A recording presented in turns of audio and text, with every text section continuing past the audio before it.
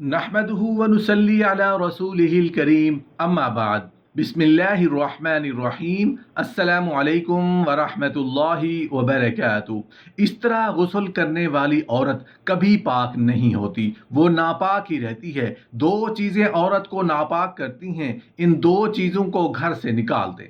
औरतें अगर नहा धो लें तो भी ये दो चीज़ें औरतों को नापाक ही रखती हैं। वो दो चीज़ें कौन कौन सी हैं जो औरतों को नापाक कर देती हैं? मुकम्मल तफसील जानने के लिए वीडियो को आखिर तक ज़रूर देखिएगा। मोहतरम नाजरीन, ऐसी औरत जिस पर गुस्ल फ़र्ज था वो औरत नापाक होती है, चाहे वो 1000 मरतबा ही क्यों ना नहा ले, चाहे वो घंटों शावर के नीचे खड़ी रहे, वो औरत नापाक ही रहेगी, उसे पाकी हासिल नहीं होगी। चाहे वो समंदर में ही क्यों ना नहा ले, उसे तहारत हासिल नहीं होगी। अमूमन ये गलती बहुत सारी खवातीन करती हैं, इस गलती की वजह से वो नापाक ही रहती हैं। वो तो ये समझती हैं कि हमने गुस्ल कर लिया, नहा लिया तो हम पाक हो गई, अब हम नमाज पढ़ सकती हैं, कुरान पाक की तिलावत कर सकती हैं, हालांकि वो नापाक ही होती हैं, उन्हें तहारत हासिल नहीं होती। खवातीन को इतना इल्म ज़रूर सीखना चाहिए कि उनको ये मालूम हो जाए कि अगर वो नापाक हो जाएं तो कैसे तहारत हासिल कर सकती हैं। पाकी नापाकी के बुनियादी मसाइल ज़रूर मालूम होने चाहिए। मोहतरम नाजरीन, गुस्ल में 3 फ़र्ज़ हैं। नंबर 1, कुली करना, गरगरा करना। नंबर 2, नाक की नरम हड्डी तक पानी पहुंचाना। नंबर 3, पूरे जिस्म पर पानी बहाना, हत्ता कि एक बाल बराबर भी जगह खुश्क ना रहे।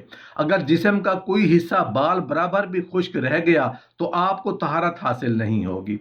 मोहतरम नाजरीन, बाद लोग ऐसा करते हैं कि जल्दी में वो या तो नाक में पानी मुकम्मल नहीं पहुंचाते या फिर मुंह के अंदर पानी डालते हैं लेकिन गरारे नहीं करते, और पूरे बदन पर पानी बहाना, बाल के बराबर भी कुछ जगह सूखी ना रह जाए इतना पानी बहाना है। अगर एक बाल के बराबर भी जगह सूखी रह गई तो आपका गुस्ल नहीं होगा।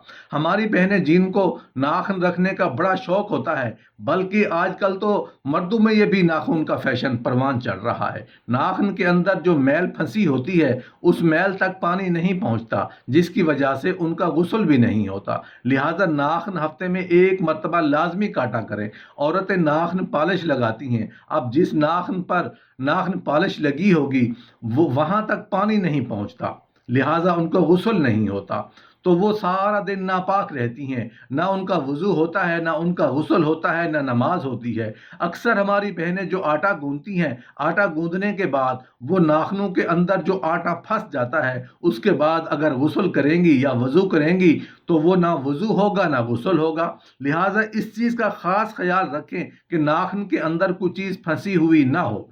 नाखून काटा करें ताकि हम हमेशा के लिए पाक रह सकें। और सर्दी में बहुत सारे लोग जल्दी में गुस्ल करते हैं, जल्दी में गुस्ल करते हुए कुछ ना कुछ आज़ाद जो सूखे रह जाते हैं कहीं से, तो इस वजह से ख़ास तौर से सर्दी हो या गर्मी, आज़ा का सूखा रह जाना ये गुस्ल को मुकम्मल नहीं होने देता। लिहाजा इससे गुस्ल नहीं होगा तो बंदा नापाक रहेगा। हर घर में ज़्यादातर ख़वातीन ये दो चीज़ें इस्तेमाल करती हैं। Number 1 lipstick, number 2 nail polish यानी नाखून पॉलिश।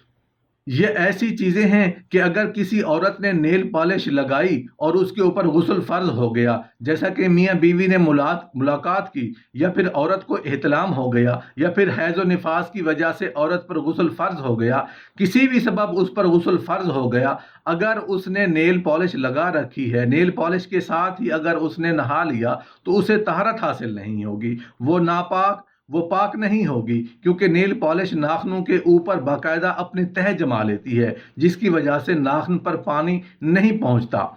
मार्केट में बाज़ लिपस्टिक ऐसी आ चुकी हैं कि जो वाटर प्रूफ है, यानी कुछ भी खा पी लें तो वो लिपस्टिक उतरती नहीं। ऐसी लिपस्टिक भी बाकायदा होंठों पर एक तह बना लेती है। जब तक उस लिपस्टिक को रिमूव ना करें यानी ना उतारें तो वो उतरती नहीं है। अगर इस तरह की लिपस्टिक या नेल पॉलिश किसी औरत ने लगा रखी है और उसके ऊपर गुस्ल फ़र्ज हो गया, वो नापाक हो गई, चाहे वो 1000 मरतबा गुस्ल करती रहे, लिपस्टिक और नेल पॉलिश को बगैर उतारे उसका गुस्ल मुकम्मल नहीं होगा, वो पाक नहीं होगी, वो नापाक थी, नापाक रहेगी। जब तक वो नेल पॉलिश और लिपस्टिक उतार कर गुस्ल नहीं करेगी उसका गुस्ल मुकम्मल नहीं होगा।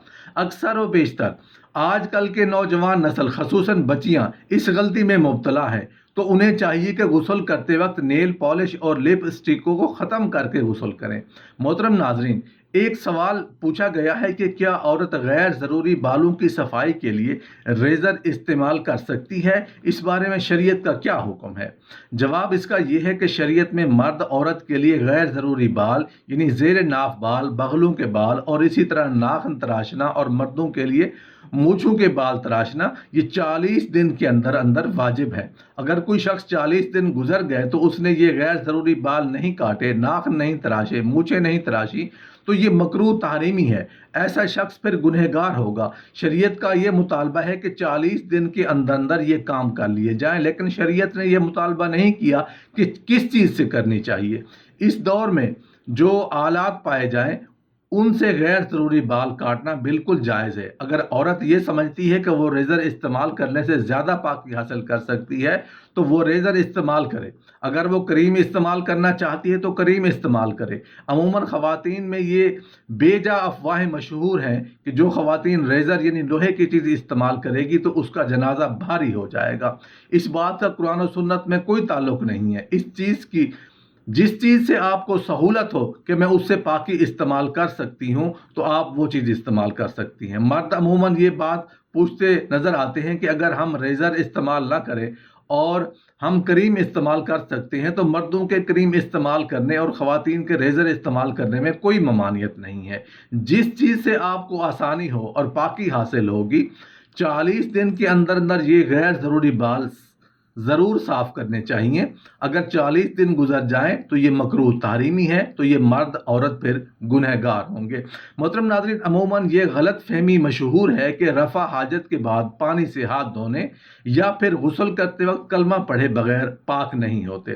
اس حوالے سے بہت سارے لوگوں میں غلط فہمی پائی جاتی ہے کہ عموماً نہاتے ہوئے اور رفع حاجت کے بعد کلمہ پڑھتے ہیں، اور وہ یہ سمجھتے ہیں کہ اگر ہم کلمہ نہیں پڑھیں گے تو پاک نہیں ہوں گے۔ یہ انتہائی غلط ہے۔